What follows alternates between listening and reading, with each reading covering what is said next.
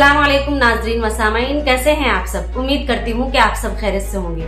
नबी पाक सल्लल्लाहु अलैहि वसल्लम की सहरी और इफ्तार कैसा हुआ करता था। वीडियो को आप हसीन जन्नत चैनल पर देख रहे हैं। पाक सल्लल्लाहु अलैहि वसल्लम की सहरी और इफ्तार कैसा हुआ करता था और नबी पाक सल्लल्लाहु अलैहि वसल्लम किस चीज से इफ्तार किया करते थे, यानी रोजा किस चीज से खोला करते थे। तो आज हम इस वीडियो में जानने वाले हैं। नबी पाक सल्लल्लाहु अलैहि वसल्लम खजूर से रोजा खोलते थे। अगर खजूर ना होती तो छुआरे से आप रोजा खोलते थे। अगर छुआरा भी ना होता तो आप पानी से ही रोजा खोल लिया करते थे।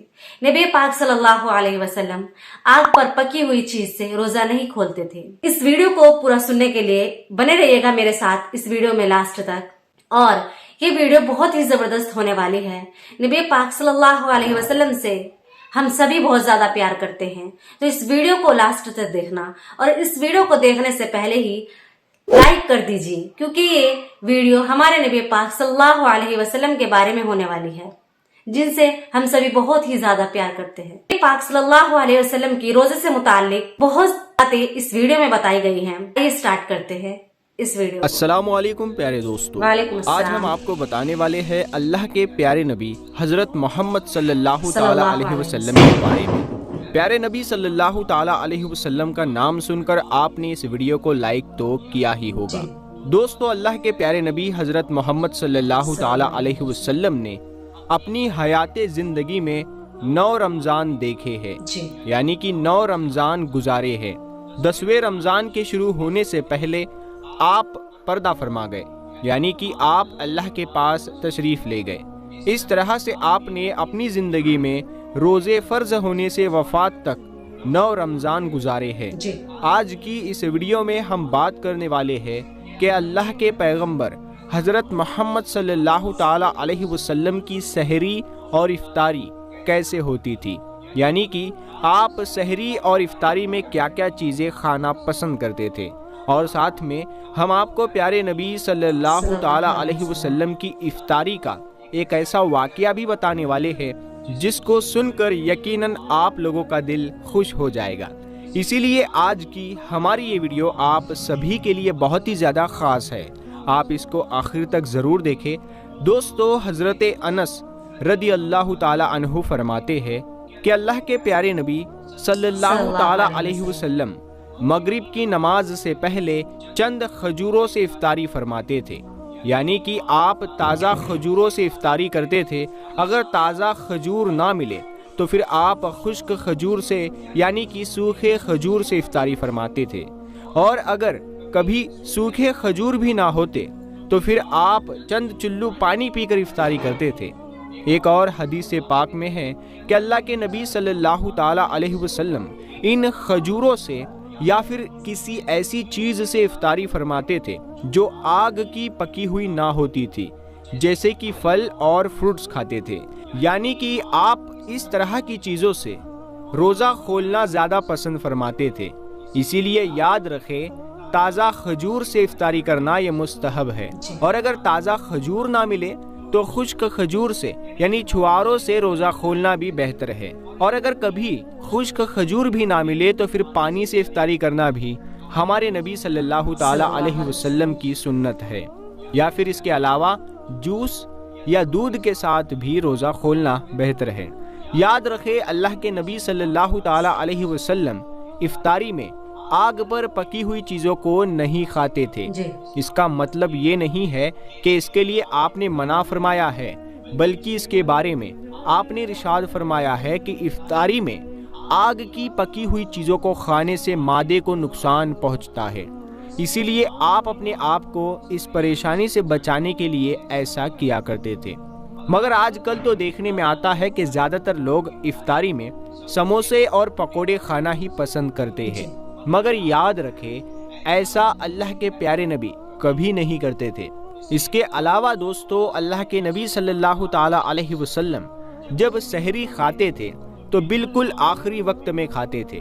इधर हजरत बिलाल अजान दे रहे हैं और उधर आप आखिरी लुकमा खा रहे हैं, और उधर सूरज नीचे हुआ यानी कि डूबा और आपने अपने मुंह में खजूर रखी यानी कि इफ्तारी की। ایسا آپ اس لیے کرتے تھے تاکہ اپنے امت پر بھوک کا وقت کم سے کم آئے۔ ایک مرتبہ اللہ کے نبی صلی اللہ تعالی علیہ وسلم سحری کے وقت میں بکرے کی سیری کھا رہے تھے۔ حضرت علی بھی آپ کے ساتھ میں تھے۔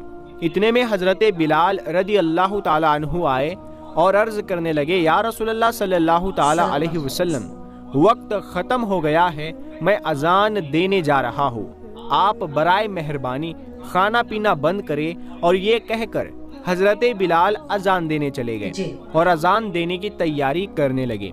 اتنے میں حضرت بلال کو خیال آیا کہ پتہ نہیں میرے نبی نے کھانا پینا بند کیا ہے یا نہیں، اسی لیے حضرت بلال واپس آ گئے اور آ کر دیکھا تو ابھی بھی اللہ کے نبی سحری کھا رہے تھے۔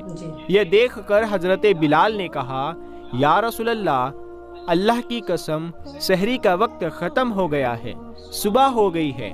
تو یہ سن کر آپ صلی اللہ تعالی علیہ وسلم نے اپنے ہاتھ نیچے کر لیے اور کہنے لگے، اے بلال، ابھی وقت باقی تھا، لیکن تیری قسم کھانے پر اللہ نے اس کو پہلے ہی نکال دیا کہ تیری قسم کہیں جھوٹی نہ پڑ جائے۔ پھر حضرت علی نے فرمایا، اگر بلال قسم نہ کھاتے تو جب تک میرے نبی صلی اللہ تعالی علیہ وسلم کھاتے رہتے تب تک صبح صادق نہیں ہوتی۔ یاد رکھے، اللہ کے پیارے نبی صلی اللہ تعالی علیہ وسلم کا کھانا پینا بڑا ہی سادہ ہوتا تھا۔ شہد، زیتون کا تیل، کدو تو آپ بڑے شوق کے ساتھ کھاتے تھے۔ آپ اپنے منہ اور دانتوں کا بھی بہت خیال رکھتے تھے، اسی وجہ سے آپ کچا پیاز اور لہسن کبھی نہیں کھاتے تھے۔ آپ پیاز اور لہسن کو ان کی بدبو کی وجہ سے ناپسند فرماتے تھے۔ یاد رکھے، اللہ کے رسول صلی اللہ تعالی علیہ وسلم کو اگر کوئی چیز یا کوئی کھانا پینا پسند نہ ہوتا تو آپ اس کو چھوڑ دیتے تھے، یعنی کہ اس کو نہیں کھاتے تھے، مگر اس چیز کی آپ برائی نہیں کرتے تھے یا اس چیز کے بارے میں آپ برا نہیں کہتے تھے۔ حدیث پاک میں ہے کہ اللہ کے نبی صلی اللہ تعالی علیہ وسلم کی عادت مبارکہ تھی کہ آپ کو جس قسم کا کھانا مل جاتا تھا آپ اس کو تناول فرما لیتے تھے، یعنی کہ آپ وہ تمام کھانے جو خدا نے حلال کیے ہیں اس کو تناول فرما لیتے تھے۔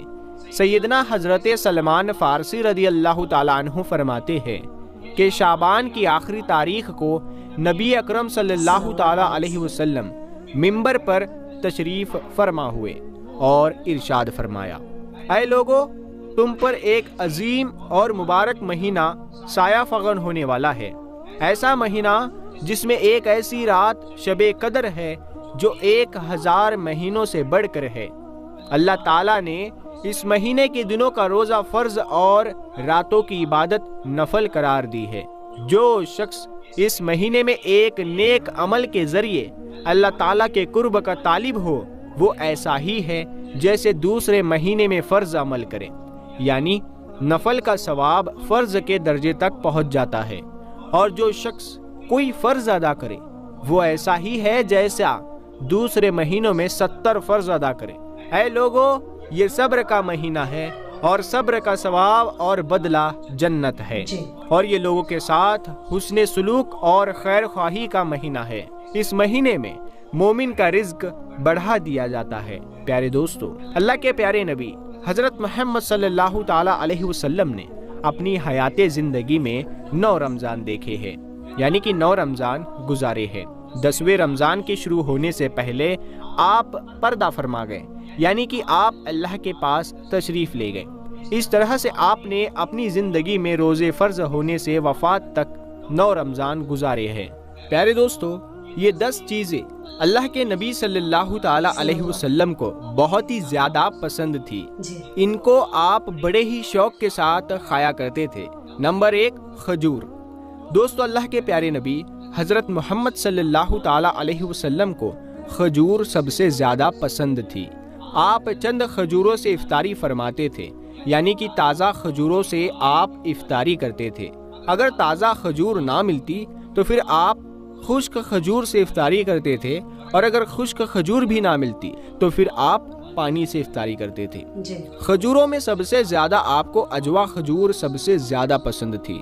آپ صلی اللہ تعالی علیہ وسلم نے فرمایا کہ جس گھر میں کھجور ہوتی ہے اس گھر میں بھی کبھی فاقہ نہیں ہوتا ہے۔ نمبر 2، انگور۔ دوستو، اللہ کے پیارے نبی حضرت محمد صلی اللہ تعالی علیہ وسلم کو انگور کھانا بھی بہت پسند تھا، یعنی کہ آپ انگور کو بڑے ہی شوق کے ساتھ میں کھاتے تھے، کیونکہ انگور انسانی صحت کے لیے بھی ایک بہت فائدہ مند پھل ہے۔ نمبر 3، انار۔ دوستو، پیارے نبی صلی اللہ تعالی علیہ وسلم کو انار کھانا بھی بہت زیادہ پسند تھا۔ آپ انار کو بڑے ہی شوق کے ساتھ کھاتے تھے۔